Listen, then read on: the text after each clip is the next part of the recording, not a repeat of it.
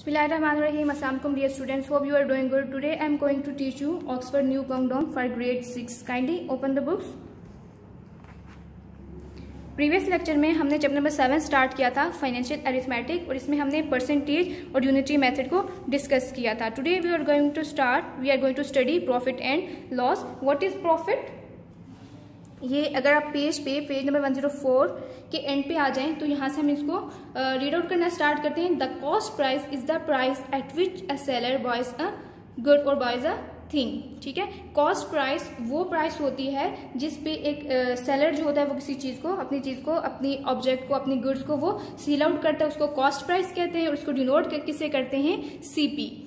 The selling price is the price at which a seller sells the goods to a customer. और selling price क्या होती है? Selling price वो price होती है जिसपे कोई सेलर जो होता है वो अपने कस्टमर को कोई चीज, कोई गुड्स, कोई थिंग उसको सेल आउट करता है, उसको सेलिंग प्राइस कहते हैं. सेलिंग प्राइस को एसपी से डिनोट किया जाता है. प्रॉफिट और loss is the difference between the selling price and the cost price. The difference between selling price and cost price is called profit और लॉस. प्रॉफिट क्या होता है? What we earn after selling a things is called profit. Mean आपने कोई चीज आपने purchase की है, आपने एक पेन परचेज किया है 20 रुपीज में, और 20 रुपीज आपने वो पेन परचेज किया, उसके बाद आपको उसको सेल कर देते हैं 25 रुपीज में. तो आपको जो 5 रुपीज का जो डिफरेंस है उसको हम क्या कहेंगे? 5 रुपीज जो अपने एक्स्ट्रा आपने अर्न किया उसको क्या कहेंगे? प्रॉफिट कहेंगे. लेकिन अगर आपने कोई चीज आपने परचेज की है, उसको जो आपकी परचेजिंग प्राइस जो थी, जो आपकी कॉस्ट प्राइस थी, उसको कम कीमत पे आप उसको आगे सेल कर देते हैं, तो वो आपका लॉस आ जाएगा.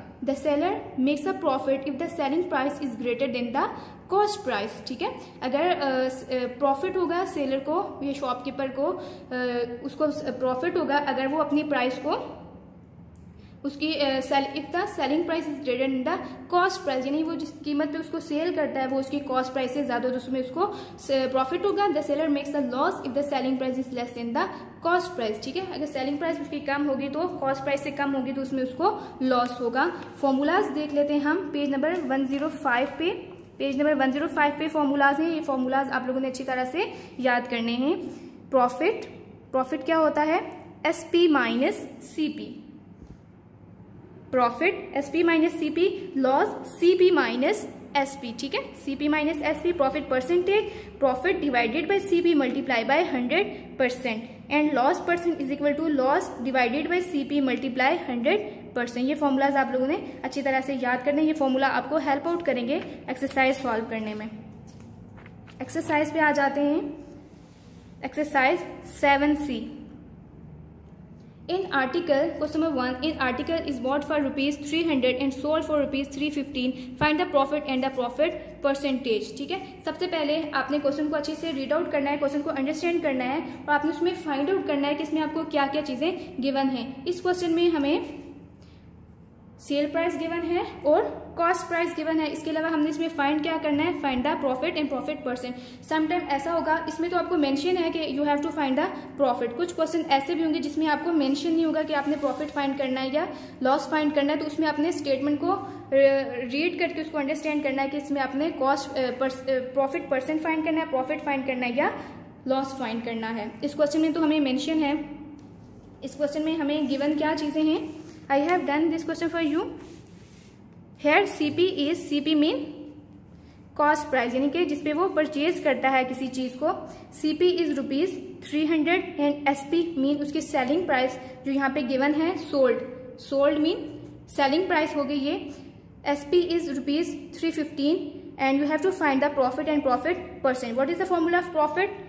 आपको याद होगा प्रॉफिट का formula. Profit is equal to SP minus CP. Profit is equal to SP minus CP.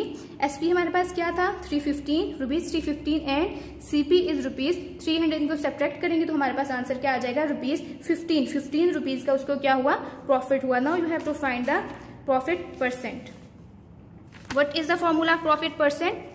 Profit percent is equal to profit divided by CP multiply 100. Profit divided by CP multiply 100. हमारे पास profit क्या था? 15 rupees का हमारे पास profit था और CP हमारे पास क्या था?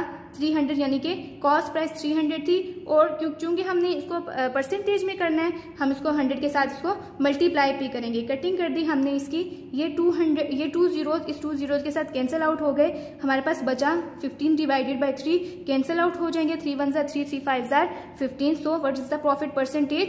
5%। ओके, रिमेनिंग क्वेश्चन जो है इसके आपको नोट्स फॉर्म में ये आपको अवेलेबल होंगे, आप स्कूल एडमिन ऑफिस विजिट करें, यहाँ से ये आपको मिल जाएंगे। Over next topic is simple interest. Simple interest क्या होता है स्टूडेंट्स? जब आप बैंक में अपनी मनी रखवाते हैं, कोई अमाउंट रखवाते हैं, तो बैंक वो अमाउंट सारी की सारी बैंक में नहीं रखता, बल्कि उसमें से कुछ परसेंटेज बैंक में रख के बाकी जो अमाउंट होती है जो आपने वहाँ पे जमा कराई होती है वो बाकी लोगों को लोन एज अ लोन दे देता है, और या एज अ लोन दे देता है, और वो लोग उसको कहीं ना कहीं इन्वेस्ट कर देते हैं। तो जो बैंक होता है अपनी अमाउंट बैंक में रखवाने के लिए आपको कुछ एक्स्ट्रा अमाउंट देता है, जिसको क्या कहते हैं? सिंपल इंटरेस्ट कहते हैं। सिंपल इंटरेस्ट के लिए उसमें हमारे पास कुछ चीजें होती हैं। सबसे पहले हमारे पास होती है principal. What is principal? The principal is the money saved in the bank. वो मनी जो आप बैंक में रखवाते हैं उसको प्रिंसिपल कहते हैं। And what is simple interest? Simple interest और SI, इसको SI भी कहते हैं, और प्रिंसिपल को कैपिटल B से भी डिनोट करते हैं। सिंपल इंटरेस्ट और SI is the money earn on the principal, यानी आप वो मनी, आपने अपनी मनी जो बैंक में आपने रखवाई हुई है उसके ऊपर आपको जो एक्स्ट्रा मनी आप जो अर्न करते हैं उसको क्या कहते हैं? Simple interest. सिंपल इंटरेस्ट का इस्लाम में कोई कॉन्सेप्ट नहीं है, ठीक है। नेक्स्ट हमारे पास आ जाता है अमाउंट। अमाउंट क्या होती है?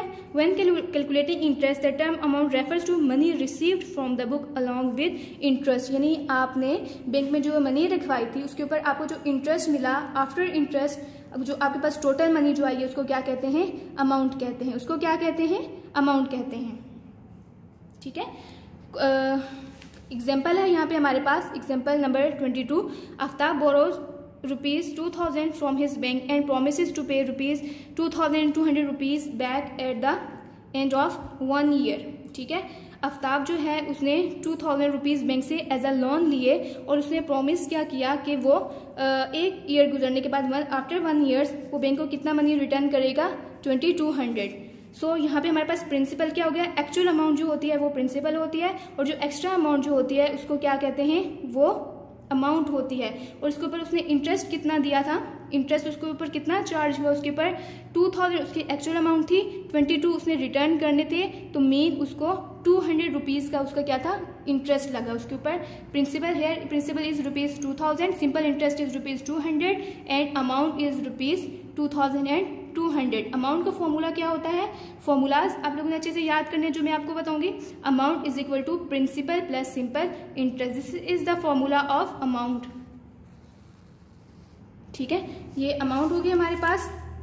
Now comes to the next page, rate of interest. Rate of interest क्या होता है? In most cases interest is paid annually on the principal amount, this is known as rate of interest. यानी जब आप bank में money रखवाते हैं या वहाँ से लोन लेते हैं तो बैंक आपको एक खास एक अमाउंट आपको बता देता है कि आपको इतना % आपको इंटरेस्ट दिया जाएगा, 2% या 3% या 5% इंटरेस्ट दिया जाएगा, और जो इंटरेस्ट रेट जो होता है ये एनुअली दिया जाता है, उसको क्या कहते हैं? Rate of interest.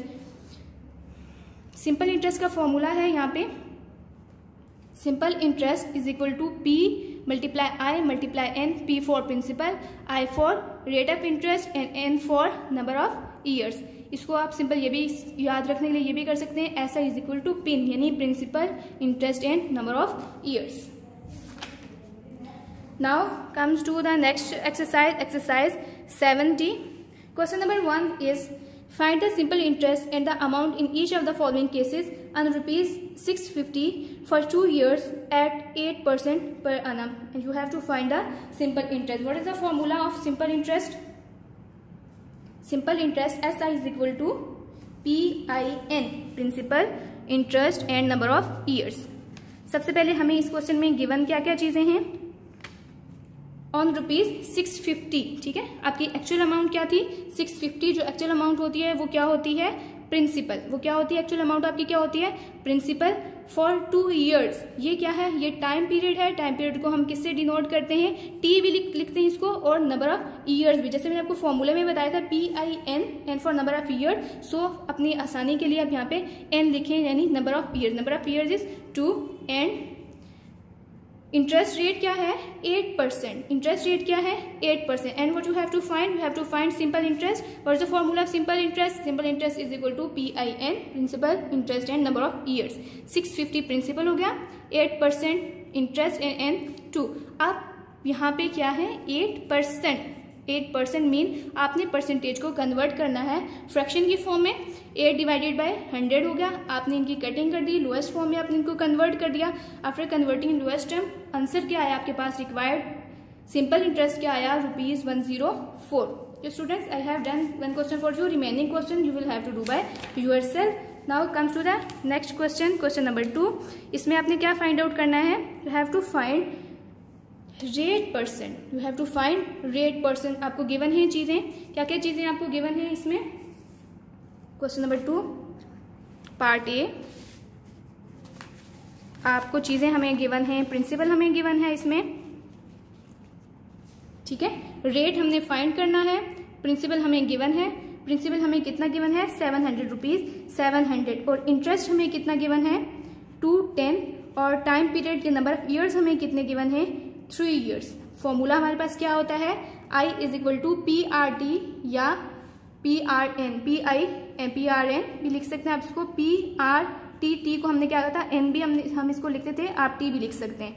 सो हमने यहाँ पे फाइंड क्या करना है, रेट फाइंड करना है. तो हम क्या करेंगे, रेट को R को यहीं रहने देंगे, उसके साथ प्रिंसिपल और टाइम पीरियड जो उसके साथ मल्टीप्लाई हो रहा है इसको दूसरी साइड पे शिफ्ट कर देंगे, ट्रांसफर कर देंगे दूसरी साइड पे. और जब ट्रांसफर होगा तो ये क्या हो जाएगा, ये डिवाइड हो जाएगा. फॉर्मूला हमारे पास बनेगा R is equal to I divided by P into T. Putting करेंगे वैल्यूज की. I 210 है, प्रिंसिपल 200 है और टाइम पीरियड कितना है 3 है. इसको लोअर्स्ट टर्म में कन्वर्ट करेंगे, कटिंग करेंगे. हमारे पास रिक्वायर्ड आंसर जो आएगा वो आएगा हमारे पास 7/70. अगेन हमने इसको किया, हमारे पास आया 1/10. और 1/10 को जब हमने डिवाइड किया तो क्या आंसर आया 0.1. But we have to find percent. हम इसको परसेंटेज में कन्वर्ट करेंगे. परसेंटेज में कन्वर्ट करने के लिए हम क्या करते हैं, मल्टीप्लाइड बाय 100 करेंगे तो हमारे पास आंसर आएगा, कितना आंसर आएगा 10%. ठीक है. अगर 700 रुपीज कोई बैंक में रखवाता है तो उसको उसके ऊपर कितना इंटरेस्ट मिलेगा आफ्टर 3 ईयर्स 10% उसको इंटरेस्ट मिलेगा. रेट ऑफ इंटरेस्ट ये है. नाउ नेक्स्ट क्वेश्चन इज, इसके भी रिमेनिंग पार्ट्स हैं ये आप लोगों ने खुद से करने हैं. Question number 3, find in what time. अब आपने टाइम फाइंड आउट करना है. Rupees number 1 ₹600 will yield ₹90 at 5% principal amount. ठीक है. अब यहाँ पे ₹600 ये क्या है, ये प्रिंसिपल है. 90 ये क्या है, ये रेट ऑफ इंटरेस्ट है. और 5% क्या है, ये रेट है, ये इंटरेस्ट है. 9 जो है ये इंटरेस्ट है और 5 जो है ये क्या है, ये रेट है. ठीक है. इसमें हमने फाइंड आउट क्या करना है, हमने टाइम फाइंड करना है. हर जगह हमारे पास जो फॉर्मूला होगा वो वही वाला सिंपल इंटरेस्ट वाला लगेगा. किसी जगह हमने प्रिंसिपल कैलकुलेट करना होगा, किसी जगह हमने इंटरेस्ट फाइंड करना होगा और किसी जगह हमने रेट और टाइम फाइंड करना होगा. उसी क्वेश्चन उसी फॉर्मूले को हम आगे पीछे करके हम ये सारी चीजें फाइंड आउट करेंगे. गिवन हमें क्या है, time period we have to find. Time period हमें अननोन है, हमने फाइंड करना है. Principal is equal to 600, interest is equal to 90 and rate is equal to 5%. इसको हमने कन्वर्ट कर लिया फ्रैक्शन फॉर्म में 5/100. अब हमारे पास टाइम पीरियड, ये टाइम मैंने कहा कैसे निकाला, जो हमारे पास इंटरेस्ट का जो फॉर्मूला था, सिंपल इंटरेस्ट का हमारे पास जो फॉर्मूला था उसमें से मैंने ये फॉर्मूला निकाला. जैसे फॉर्मूला मैंने डिराइव किया, जैसे पिछले क्वेश्चन में हमने रेट के लिए हमने फाइंड आउट किया था. ठीक है. पुटिंग कर देंगे हम. 90 डिवाइडेड बाय 600 मल्टीप्लाई, ये 5% था तो 5 डिवाइडेड बाय 100 किया हमने. इसकी हमने कटिंग कर ली तो हमारे पास रिक्वायर्ड हमारे पास टाइम पीरियड कितना आ गया 3 years. Required time period is 3 years. Students, remaining parts of question number 3 you will have to do by yourself.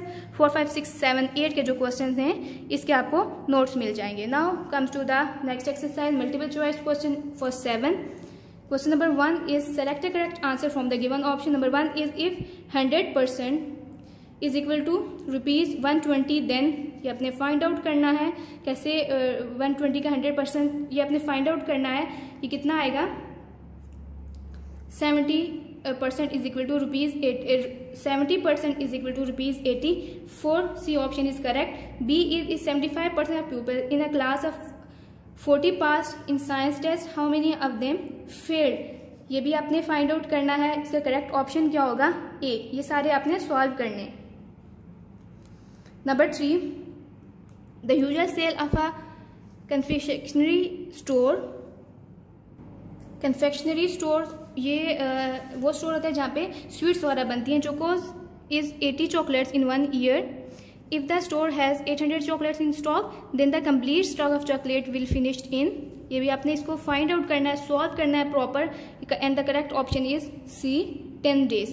The normal selling price of a good cricket bat is ₹2000. A cricket bat with the autograph of a famous Pakistani cricketer sells for ₹2,40,000. The new price is, इसकी new price क्या होगी?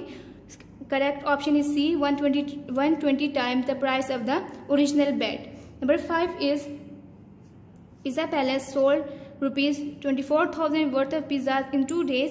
The cost price of those pizzas was ₹20,000. The profit percent कितना होगा इसको? B option is correct, 20%. Next is in the above problem CP ratio SP is above. ये जो है इसमें CP और SP की रेशो क्या होगी? Correct option is C. 7 is initial value 60%, change 25% less, fraction of value left 75/100, final value 60 into 75/100 and the final value is 45. Correct option is D. ये आपने बार बार मैं आपको रिपीट कर रही हूँ, ये जो मल्टीपल चॉइस क्वेश्चन जो ये आपने इनको सॉल्व करना है। मैं आपको सिर्फ यहाँ से करेक्ट आंसर बता रही हूँ, अपने करेक्ट आंसर से अपने क्वेश्चन को मैच करना है। David page back his loan for ₹1,000 borrowed at 10% annum simple interest. He will pay back ₹1,100 at the end of how many years? 1 year. Correct option is C. Loans can be given for less than 1 year or more than 1 year is correct option is A. Okay students, we have done our work for today. अब आपका काम क्या है? आज जितना भी हमने पढ़ा, जितने भी हमने कॉन्सेप्ट्स जो हमने लर्न किए, आपने उनको अच्छी तरह से रिवाइज करना है और जितने भी क्वेश्चन के जो मैंने आपको खुद से करने के लिए दिया, आपने उनको कंप्लीट कर लेना है। और जो नोट्स भी आप लोग स्कूल एडमिन ऑफिस से आप विजिट करके नोट्स भी आप ले सकते हैं। अपना बहुत सा ख्याल रखिएगा। अल्लाह हाफिज़।